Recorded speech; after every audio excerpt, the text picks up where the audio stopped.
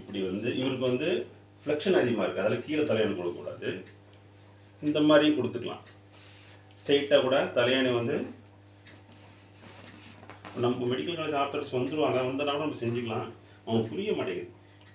Deep bolster அப்படிங்கிறது குச்சி டீயை வந்து இதுதான் இப்படி டீப் போல்ஸ்டர். இது எதுக்கு அப்படின்னாவே இப்படி உருளை வச்சுன்னா கால் விரிஞ்சிருமா, அதான் அதோடைய பெனிஃபிட். நான் தலையாணி வச்சு இப்போ பண்ணிக்கிட்டு இருக்கேன். இதோட முக்கியமானது என்னன்னா இந்த மாதிரி பில்லோ வச்சும் பண்ணிக்கலாம். கால் அப்டேஷன் இருக்கணும், ஏன்னா அவங்க பிரெயினோட ஆக்டிவிட்டிஸ் அப்படி போயிட்டு 2 காலம் பின்னி நாங்கள் ரெகுலராக வந்து பில்லோ வச்சு 2-3 பில்லோ வச்சு அமைதியாக இருக்காரு. அவர் வந்து ஜென்டலாக பண்ணால் கோஆப்ரேட் பண்ணுவாங்க. நம்மளை வந்து ரொம்ப வந்து டிஸ்டர்ப் பண்ணாமல் பண்ணணும். இந்த மாதிரி அஃபெக்ஷன் மெயின்டைன் பண்ணணும், முக்கியமானது. டீப் போல்ஸ் நாங்கள் விரைவில் ரெடி பண்ணிவிடுவோம். இன்வர்ஸ் டீப் போல்ஸ்ம்பாங்க. அதை அப்படி வச்சு இருக்கும்போது அஃபெக்ஷன் மெயின்டைன் ஆகும். நீக்கு வந்து ஃப்ளெக்ஷன் தெரியல, தப்பான போகிறாரு. இங்கே ஆர்த்தடிக்ஸ் வந்துடுவாங்க மெடிக்கல் காலேஜ், இன்னும் ஒன்று கண்டிப்பாக போட்டுருவாங்க. செஞ்சு நம்ம ரெடி பண்ணுறோம், சரிங்களா? இந்த மாதிரி பண்ணுறது இதுதான் வந்து இந்த பொசிஷன் வந்து மெயின்டைன் பண்ணுறது. அப்டக்ஷன் பண்ணுறதுக்கு 2 கால் வந்து எப்பவுமே இப்போ பாருங்கள் ஃபுல் ஆக்ஷன் ஆயிடுச்சா, நமக்கு டோனை வந்து ரிலாக்ஸாக எக்ஸசைஸ் பண்ணால் ஃப்ளெக்ஷன் குறைஞ்சிருச்சு, கால் விரிஞ்சிருச்சு. இதுதான் முக்கியம். நம்ம ரீஹாப் சென்டர்லையோ கொஞ்சம் பொறுமையாக கான்சன்ட்ரேட் பண்ணி பண்ணணும். இது எது பண்ணால் ஒரு பிரச்சனை அதிகமாக அதை பண்ணக்கூடாது. மெயினாக மீடில் கை வைக்கக்கூடாது, ஒரு ஆங்கிள் பண்ணணும், நீக்கு பண்ணணும். இப்போ வந்து நம்ம அப்டக்ஷன் பண்ணி வச்சுருக்கோம். நம்ம கைக்கு வந்து போகும்போது அது ரொம்ப டைட்டாக வச்சுருந்தாரு.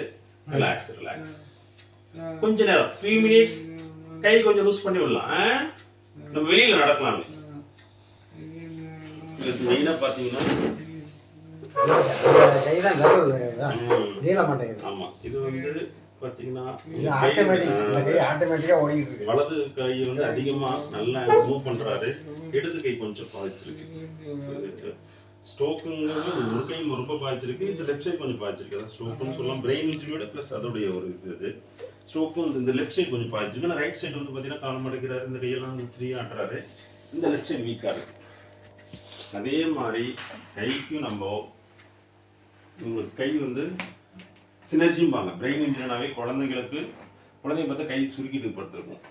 மூளை அடிப்பட்டவங்களுக்கு பிரெயின் பாதிச்சிருக்கும். அவங்க தான் வந்து இந்த மாதிரி கையை காலை மடக்கிப்பாங்க. அதுதான் சினர்ஜி. இது நிறையா குழந்தை பிசியோதெரபி மாணவர்கள் சொல்லி தர்றது. சினர்ஜிங்கிறது தமிழில் சொல்லணும். சினர்ஜிஸே ஒரு அப்நார்மல் மூவ்மெண்ட். குழந்தைங்க பார்த்தீங்கன்னா சின்ன குழந்தைங்க சுருக்கிட்டே படுத்துக்கும். 5-6 மாதம் குழந்தைங்க. அப்போ அவங்களுக்கு இருக்கும், இடையில மனசுக்காக இருக்காது, மூளை அடிப்பட்டவங்களுக்கு இருக்கும். அவங்க பார்த்தா இந்த மாதிரி கையை மடக்கி வச்சுப்பாங்க. அதுதான் சினர்ஜி. இவருக்கு பார்த்தீங்கன்னா இப்படி இருந்தால் ஃப்ளெக்ஸார் சினர்ஜி. இப்போ ஸ்ட்ரோக்லேயே நிறையாவே இருக்குது, சரிங்களா? சில பேர் இப்படி வச்சுருப்பாங்க. அவங்களுக்கு ஃப்ளெக்ஸார் சினர்ஜி இருக்குது, எக்ஸ்டென்சார் சினர்ஜி இருக்குது, மிக்ஸ்டு இருக்கும், சரிங்களா? அதுதான் not pure flexor, not pure extensor, mixed. Stroke patient நிறைய இருக்கும். இவருக்கு அந்த கை கொஞ்சம் லெஃப்ட் சைடு வந்து கொஞ்சம் மடக்கி வச்சுருக்காரு. அதெல்லாம் வந்து இவர் மிக்ஸ்டு சினர்ஜி இருக்கு இவருக்கு. அதுக்கு என்ன பண்ணணும், சரிங்களா? கட் பண்ணிட்டு போகலாமா?